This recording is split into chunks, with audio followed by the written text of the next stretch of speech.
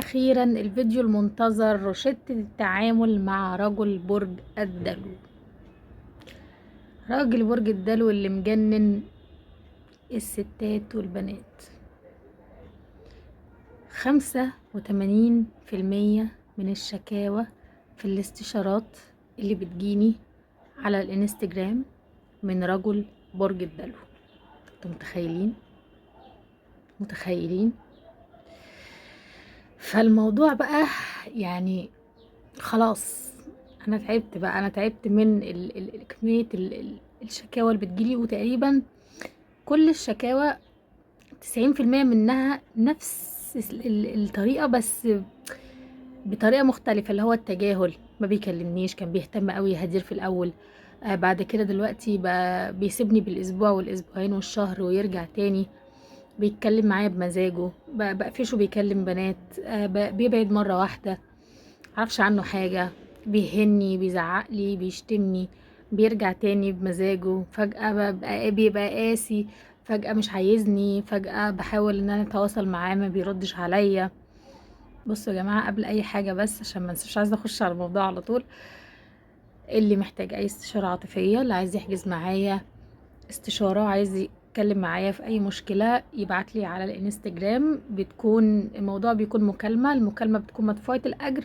بتبعتيلي وبتحجزي معايا، ومنها هقولك على خطوات ونصايح تمشي عليها عشان تحلي مشكلتك العاطفية دي. تمام؟ بعتولي هنا على الانستجرام. وطبعا لو اول مرة تشوفوني في القناة، متنسوش تعملوا لايك وسبسكرايب، ومتنسوش الدعم بتاع تشكرات. ويلا بينا عدلوا، يلا بينا معاكم هدير. بصوا بقى حلوين وركزوا معايا قوي. راجل برج الدلو من اصعب الابراج اللي ممكن تتعاملوا معاها في جنس الرجال. ذكي ذكاء رهيب، عبقري، يعني يندرج تحت الرجال العبقرة. شخص عبقري، شخص ذكي، شخص ما بتلويش دراعه للأسف. فانت لما تيجي تتعاملي معاه لازم تتعاملي معاه بذكاء، لازم تكوني نفس مستوى ذكائه عشان يعرف يتعامل معاكي وياخد ويدي معاكي. لازم تكوني ناجحة، مش هيبصلك وانت مش ناجحة، وتكوني حلوة.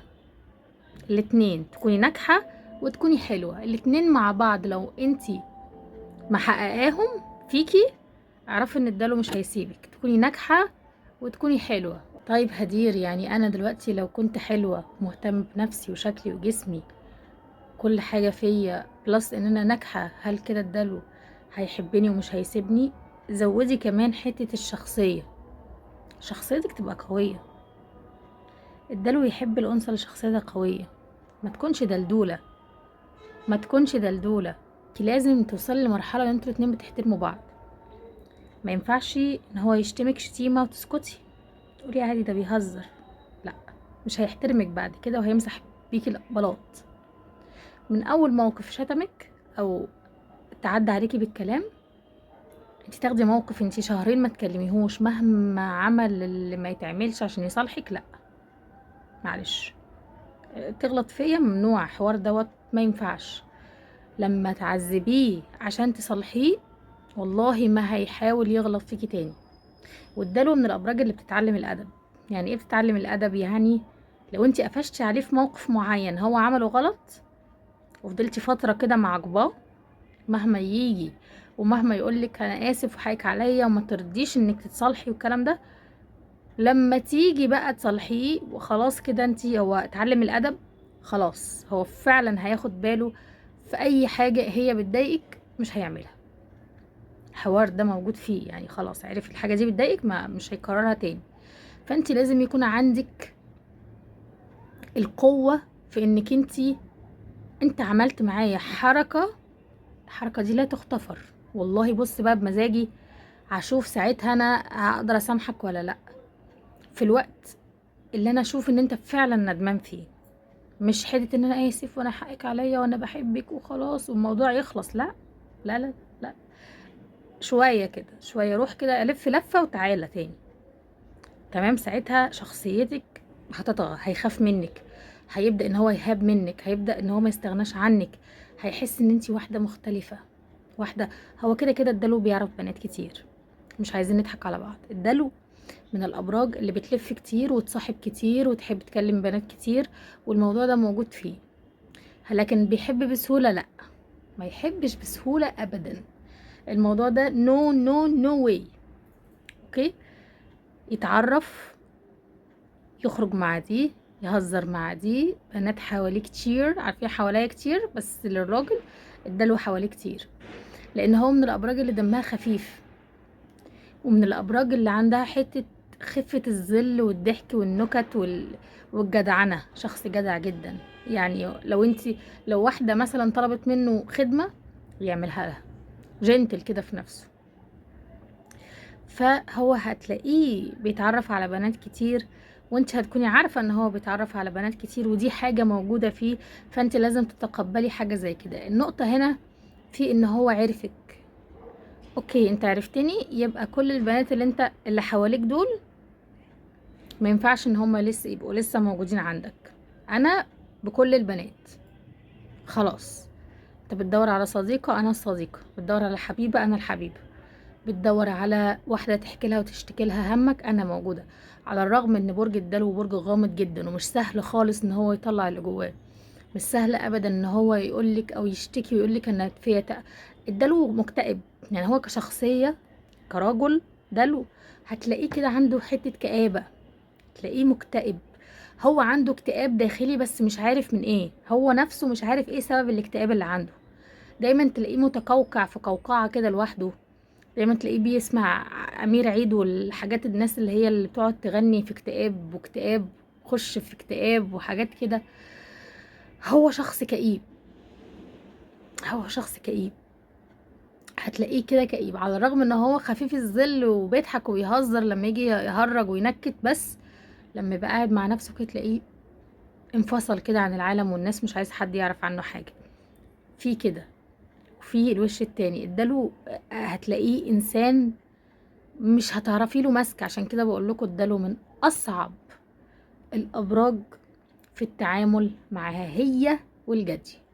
الدلو والجدي ورا بعض، البرجين دول فعلا من اصعب الابراج في الرجال. باقي الابراج سهله سهله جدا، لكن البرجين دول اللي فكريا ودماغيا لازم تبذلي مجهود قوي جدا عشان تعرفي توصلي لهم وتعرفي توصلي لقلبهم، خصوصا الدلو. فهو صعب، هو شخصية صعبة. تمام. ومش معنى ان هو هزر وضحك معاكي وقالك بحبك يبقى هو بيحبك. خدوا بالكم بقى من الفخ ده. الدلو ممكن يقولك بحبك وهو مش بيحبك. اه اه عادي، كلمة بحبك دي بيوزعها عادي في كل حتة. الدلو هتعرفي ان هو بيحبك ازاي؟ هتلاقيه بيميزك. هتلاقيه اول لما تيجي تبعتي له مسج في ساعتها هيرد عليكي، انتي واحده مهمه. لما تيجي تتصلي بيه في التليفون هيرد عليكي، هتلاقيه قاعد على الزرار. لما هتيجي تكلميه في موضوع هتلاقيه منتبه ليكي كده وبيتكلم معاكي وباصص في عينيكي وكده. لكن لما تيجي تبعتي له رساله ويفضل معلقك وهو اونلاين، ويفضل سايبك 5 6 7 ساعات ما يردش عليكي، وفي الاخر يرد بمزاجه، ويطلع اللي هو اصلا كان بيكلم واحدة تانية او تالتة وانت شايفاه اونلاين، ده كده شخص ما بيحترمكيش ولا بيحبك. الحب اساسه الاحترام، والاحترام اساسه الحب. مع الدلو الحب هو الاحترام، والاحترام هو الحب. يحبك يعني يحترمك، يحترمك يعني بيحبك، يحبك يعني يحترمك. فما تسمحيش ابدا بان هو يعاملك بمعاملة انتي ما تلاقيش بيها. انسحبي على طول. اول لما تلاقي نفسك كده بدأ يتأخر في الرد، وبدأ ان هو يرد عليكي بعد 3 4 5 ايام، يسيبك بالاسبوعين 3، يرجع لك بمزاجه، مش عارفه إيه. لا لا لا لا، مش مزاجك انا على فكره، ما ينفع. لازم تعلمي الادب، ما ينفعش. لما يجي يرجع بقى ارفضي، خلاص مش هينفع، مش هينفع، مش هينفع. لان حاجه زي كده بتقرا المستقبل، انت هتتعامل معايا انا ازاي.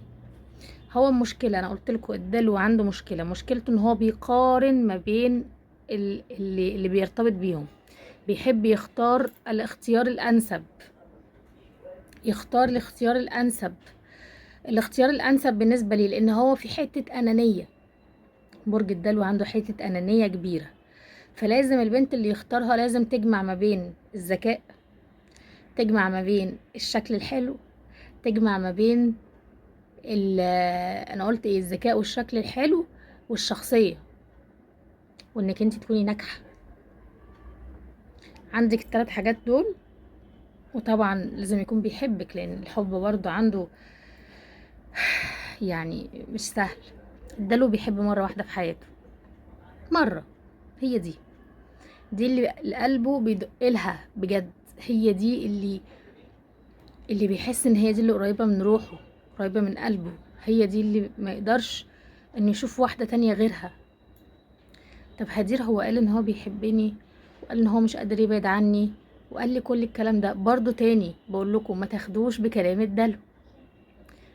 هجيب ميكروفون وهتكلم في ودنكم، عشان انا الموضوع ده تعبت منه. كل واحده تيجي تقول لي هدير اصل هو قال لي ان هو بيحبني، هو قال لي ان هو مش قادر يعيش من غير ما يقول. الابراج الهوائيه، فين الميكروفون؟ الابراج الهوائيه ما تاخدوش بكلامهم. برج الجوزاء، برج الميزان، برج الدلو، ابراج الهوائيه مهما يقولك ما تصدقيش، لان نفس الاسطوانه اللي بيقعد يقولها لك بيقولها لكل البنات. فحته ان هو يقولك انا بحبك وما اقدرش اعيش من غيرك ومش قادره ابعد عنك، دي اسطوانه بتتعاد مع كل بنت جديده بيتعامل معاها. المقياس هنا بالتعامل معاكي، بيميزك ولا لا، انت الاولى والاخيره في حياته ولا لا، انت احسن اختياراته ولا لا بالنسبه له، انت واثقه في نفسك وشخصيه وحلوه وكارير وحد ليه كده زهوه مش عند اي حد، هتلاقيه لازق فيكي مش هيسيبك. حتى لو سابك لظرف ما قوي جدا جدا، مش بايده خالص، اوكي، عشان هو بيحبك، هتلاقيه بيلف يلف يرجع يكلمك. وساعات الموضوع ممكن يجي على كرامته، بس عشان هو بيحبك بجد ولقاكي احسن اختياراته هيرجع يكلمك تاني. حب الدلو بيكون انت اللي هتحسي بيه اذا كان هو فعلا بيحبك ولا لا، او هو ما بيحبكيش. حته ان هو شايفك ان انت واحده كبيره مقاما قدام عينيه، وبيحترمك وبيخاف على زعلك، ساعتها اعرفي ان هو بيحبك. والله بجد اول لما تعرفي ان الدلو بيخاف على زعلك، لو بيخاف فعلا على زعلك، وحتى لو هو شخص هو اللي زعلك، والله العظيم يا جماعه الحته دي موجوده فيه، اقسم بالله لو بيحبك بجد وانت اللي زعلتيه، قلتي له كلام جارح مثلا او زعلتيه بكلام او عملتي اي حاجه، الدلو حساس جدا. راجل برج الدلو حساس جدا وبياخد الموضوع على كرامته، والموضوع بيكون صعب جدا. حتى لو انت مزعلاه وانت اللي كلمتيه كلام مش حلو وجرحتيه، هو عشان بيحبك هتلاقيه عدى يوم يومين ثلاثة مش قادر، هيرجع يقولك على فكرة انا زعلان منك بس انت وحشتيني. هيحاول هينكشك، هيحاول يعرفك ان هو انت غلطتي فيا وزعلتيني، بس انت انا بحبك ووحشتيني بالرغم ان انت غلطتي فيا. ده الدلو.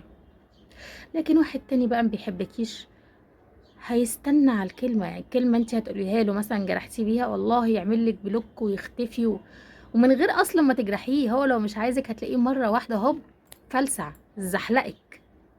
وما اكثرهم الشكاوى اللي بتجيلي من راجل برج الدلو يا هدير كان بيهتم بيا بزياده قوي قوي قوي قوي، كان صبح وليل وظهر وعشاء ونمتي وكلتي وشربتي، وكان اليوم كله بيكلمني، ومره واحده اختفى مبقاش يرد، بقى يتقل عليا مبقاش يكلمني.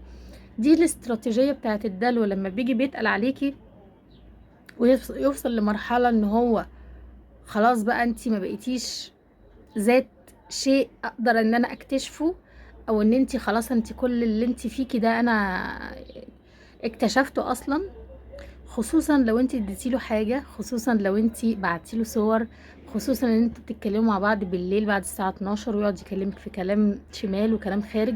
خلاص الموضوع بالنسبه له يعني حصل فتور، حصل فتور ما بينك وما بينه، هو حس بفتور من ناحيتك.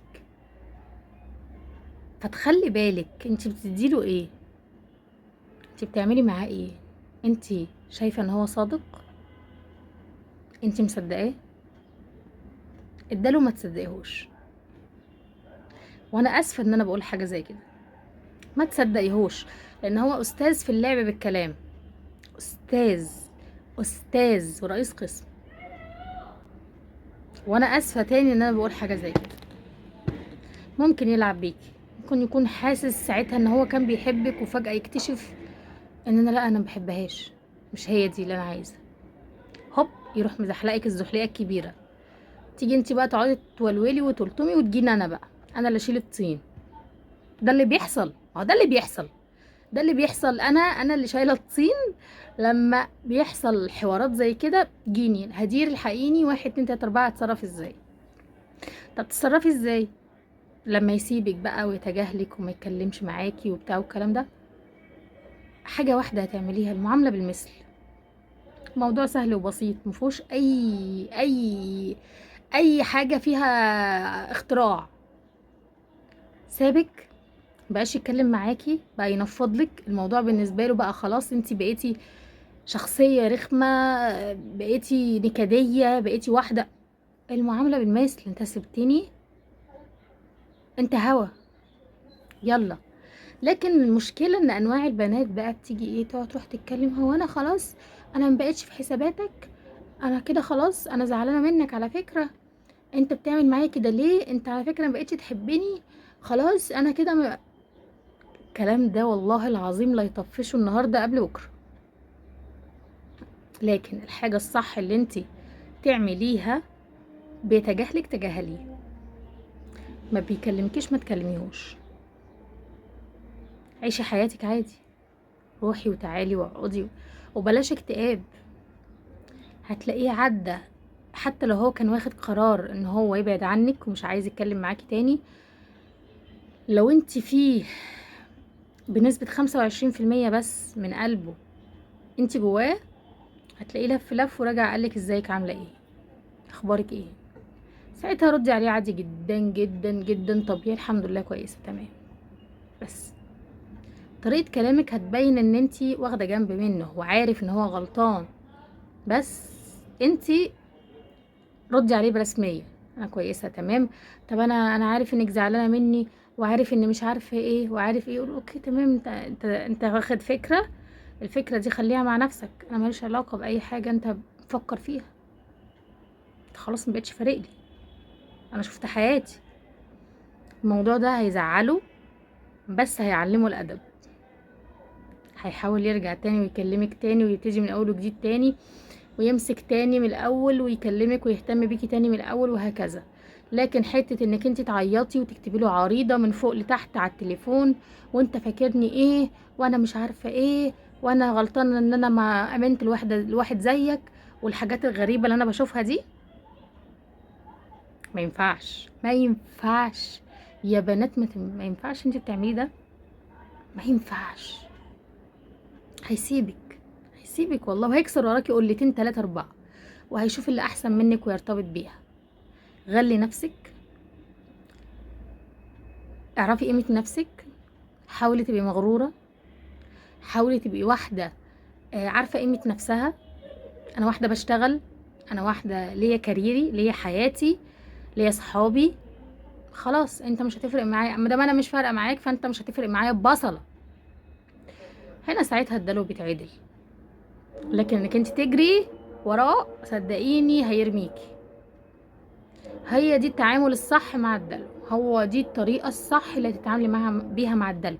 اما بقى لو انت فعلا تجاهلتيه والموضوع بالنسبة له مش فارق معاه وما رجعلكيش وما كلمكيش اصلا، ولما صدق ان انت بعدتي وما بتكلميهوش، هو اصلا ما رجعش وما كلمكيش، ساعتها انت هتتأكدي بنفسك ان هو اصلا ما كانش بيحبك. والدلو على فكره هقول لكم على حاجه بس من الاخر، يعني بخبره، الدلو ما بيقعدش اسبوع من غير واحده. انسي ان هو يقعد كده بدون ما يرتبط، سابك بالاسبوع والاسبوعين والشهر والشهرين، انسي ان هو يقعد فاضي كده يقعد مع نفسه يبص للسما. في واحده، في واحده، الواحده دي هيعمل معاها زي ما عمل معاكي.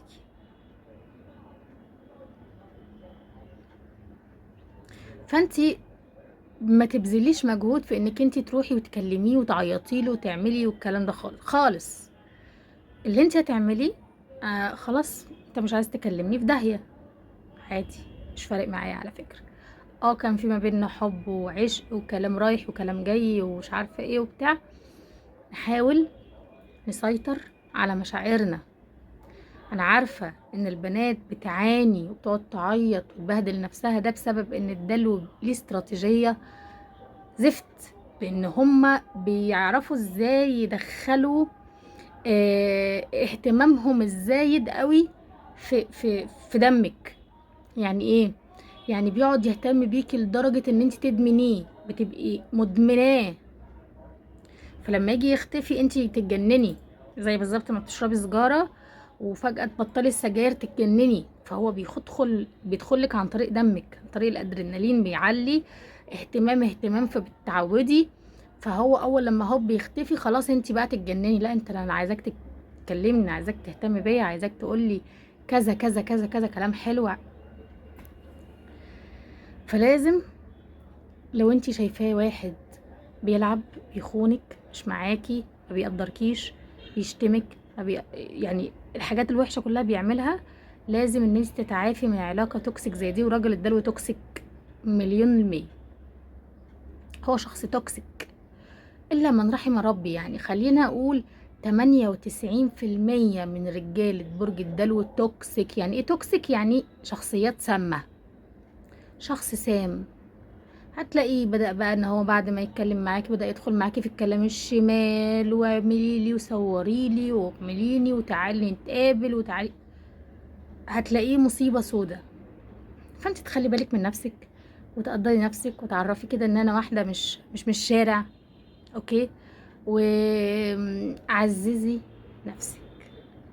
الفيديو ده كده كان فيديو صغنون خلاص عن الدلو، لان هو الدلو كتير قوي، مشاكل كتير قوي.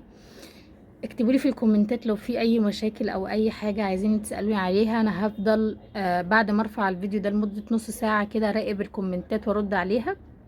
ولو محتاجين اي حاجه ابعتولي على الانستجرام الاستشارات.